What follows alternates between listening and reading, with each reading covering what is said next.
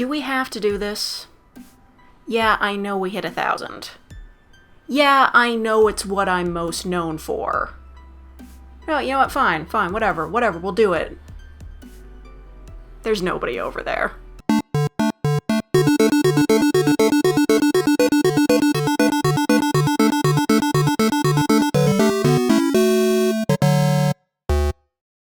Hello and welcome to my review of Harvest Moon: More Friends of Mineral Town. Yeah, I've just about run out of DS Harvest Moon games to review, and Citra's not really working out, so...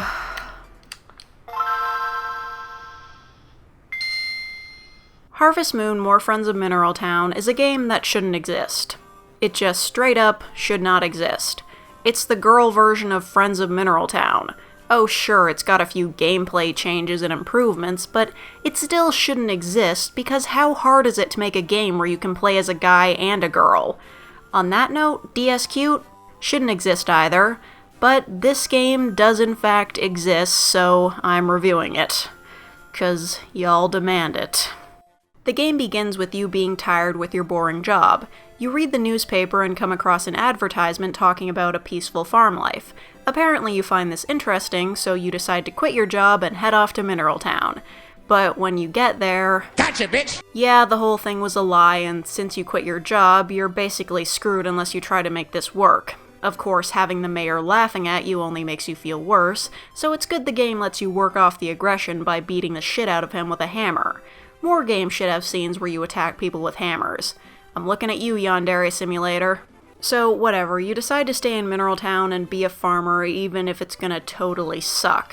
Let's start with the controls. They're pretty hard to grasp on an emulator.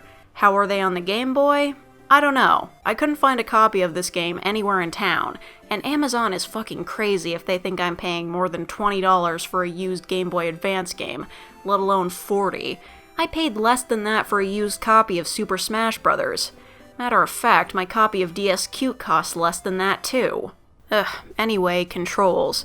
D-pad moves, A talks to people and picks up items, B uses tools, L whistles for animals, and R lets you run.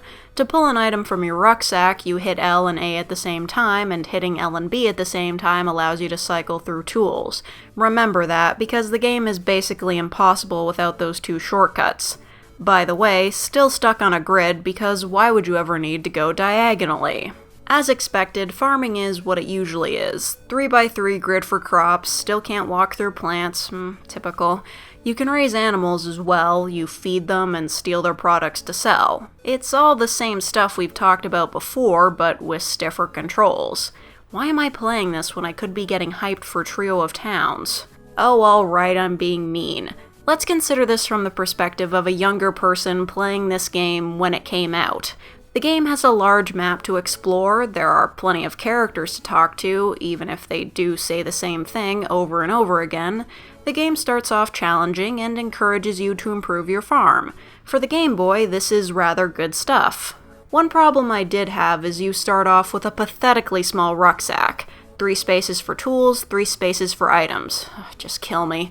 You have to save up 3000 G for a bigger one that you can buy at the shop in town. Speaking of town, that's where people, and therefore bachelors, live. So let's talk about them.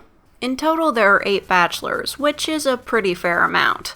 But shit starts getting real weird with these bachelors. I mean, you've got Cliff, Gray, Kai, Juan, and Rick. Those guys are pretty normal and seem like the usual bachelors you'd get in an older Harvest Moon game. But then, like I said, shit starts getting weird. There's Doctor, like, he's a doctor, named Doctor, but he's the least of it. Then there's Gourmet. Again, just Gourmet, that's his name. And good fucking luck if you want to marry him, because you have to win the cooking festival in all 5 categories, complete all 108 cooking recipes, and oh yeah, he only shows up once a year during the cooking festivals. Why is he even an option? And then there's Kappa. Yes, I'm fucking serious. He lives in the lake, and you summon him by throwing cucumbers into it. He's harder to marry than the Harvest Goddess, so why even bother? To be honest, the inclusion of Kappa as a bachelor kind of pisses me off. It's like, yeah, let's include a magic being the players can marry. Guys will be able to marry a goddess, and girls can marry this thing that doesn't even resemble a human being. It's all good. Oh yeah, speaking of the harvest goddess, she's still around, still useless, I still hate her, moving on. This game does have a lot of things from the series that I enjoyed, like fishing and mining, and like most other games in the series, you can basically keep playing it forever should you choose to. There's plenty of stuff to upgrade, relationships to build, and things to do in general. You know what? I'm gonna be honest. This is not a bad game. I'll admit I'm a bit more lenient on it because it is a Game Boy title and it isn't as lazy as DS Cute was.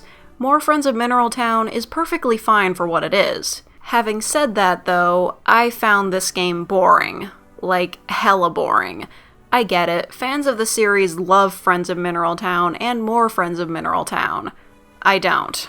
Look, a lot of Harvest Moon games have come out since this game. Many of them have more features, better gameplay, and better controls. I understand playing it for nostalgia, it was probably great when it came out, but if you're just getting into the series, or you've only played it since the DS era, there's no reason to pick this game up. Not that you'll be able to find it anyway. You know, I didn't plan on Harvest Moon becoming my thing. It just kinda happened. I mean, how was I supposed to know that hardly anyone else were reviewing these games? I sort of hate being known for it, because those reviews, suck. They're cheap and low quality. Sure, I put effort into them, but they still suck. Guys, I know I bitch about the games I review a lot. I know my opinions aren't always eloquently expressed, and that upsets some people. And I know some of you disagree with my thoughts on games I dislike. But that's okay, because you're here. And if you weren't here, I wouldn't be here. So, thank you for watching. We'll see you next time.